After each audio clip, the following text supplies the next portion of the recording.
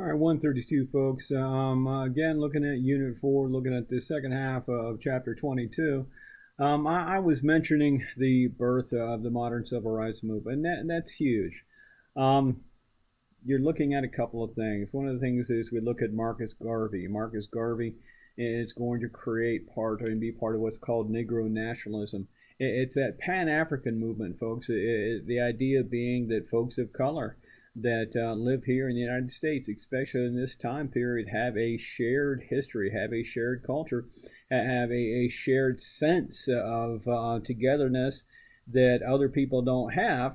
And Marcus Garvey is going to tap into this. He's going to go ahead and push for the Niagara Movement. He's going to use the crisis, the newspaper. He's going to help with the NAACP. He's going to start his own idea of black-owned businesses and supporting black-owned businesses by black people. And so this is a huge part of it. This even, folks, if you look, the book talks about baseball. It talks about the Negro League at this particular point. This is not an idea of Marcus Garvey. This is the element of we've got discrimination going on at this point. We're going to form a Negro League because baseball is up and happening. Baseball is a money-making proposition. But if you know anything about baseball and the Cubs, the owner is Wrigley. And Wrigley's going to say, hey, listen, I like my team. They're good people, but I'm not going to have them play against teams that have people of color on them. And by the way, I own the field and I own most of what's going on and good players. So, my team doesn't play against people with colored teams. And so it's going to force them to create a separate league for those players because we are looking at a push towards freedom. We're looking at a push towards equalization. There is going to be that knee-jerk reaction. The knee-jerk reaction is down here. It talks about the Invisible Empire. It talks about the Knights of the Camellia.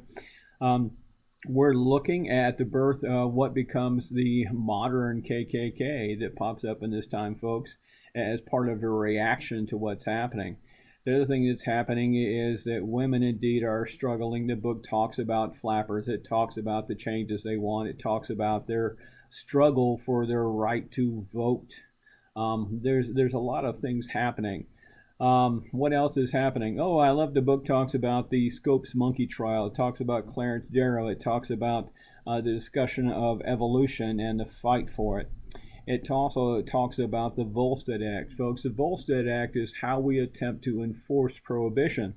It doesn't work well when it turns out that people of repute, when you have governors and you have mayors and you have police chiefs sitting in speakeasies, these illegal bars, these illegal nightclubs, and they're sitting there drinking, it's kind of hard to be able to enforce this going on. Last and not least, I wanted to talk about this interwar period. And the interwar period is kind of huge at this particular point because we're between World War I and World War II, except for we don't know there's going to be a World War II yet because we're not paying attention. What we are paying attention to is this. We love what's going on here in the United States because it seems to be a party. It seems to be growing. It seems to really be changing things to the positive. We're going to elect a couple of new presidents at this particular point. Warden G. Harding is going to promise a return to normalcy. He's going to say, listen, post big war, now we're going to go ahead and go back to the way things were. We're going to look at the introduction of welfare capitalism, where companies are going to start making changes. And the changes are simple. They're creating these changes in their policies in order to make things better for the workers, with the idea being that if make things seemingly better for the workers, they won't need new laws. They won't need the unions to be active, and they can kind of cut the unions out of the picture. What else is happening? The book talks about European debt. It talks about the Five-Power Treaty. What's happening behind the scenes is this. Remember Article 231. Remember their Treaty of Versailles. Remember the War Guilt Clause. The Five-Power Treaty is our attempt to help create a stasis and who has how much power, who has how many ships, who has how big of an army. It's part of our job to try to keep, Japan, because we created the current version of Japan.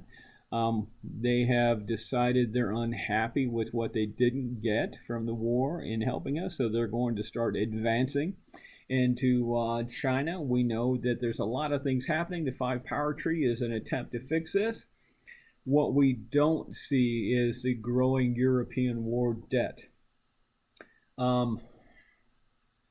This Article 231 saddled the German government, and the new German government is called the Weimar Republic because we forced them to get rid of their king, of their Kaiser.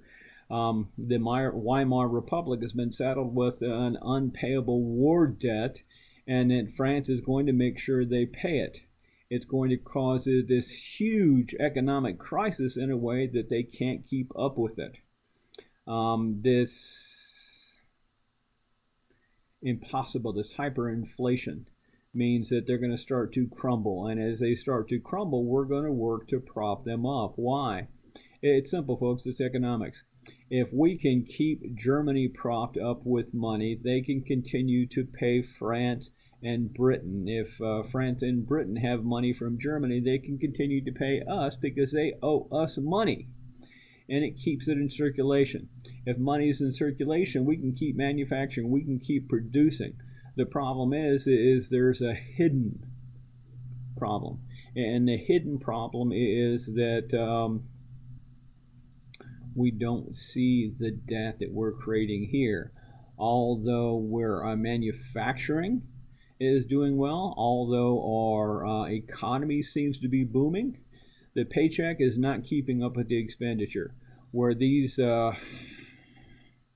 owners of the factories are making an awful lot of money from increased sales, they're not passing this profit on to the workers. And so workers aren't getting rich the way the factory owners are getting rich. And so what's going to happen is you're going to look at an undercurrent. And this undercurrent is going to be accented by what's happening in Russia, because Russia is going to be looking at their communist revolution, and it's going to start affecting what's happening here, because we have a lot of people that are going to come here from Russia, and they're going to say, hey, look, you guys have factories, you have workers, you have a proletariat, you have, the factory owners getting rich off of the hardworking backs of the, worker bees. Maybe you guys should consider a little bit of communism. We start to look at a problem with immigration. This problem with immigration, this problem with the introduction of communism, this introduction of this paranoia is one of the things that it's going to feed into this rebirth of the KKK. So there's a lot of stuff happening in this, folks, in between the two wars. So take a look and see what it's setting it up to, and I'll cut you off right here.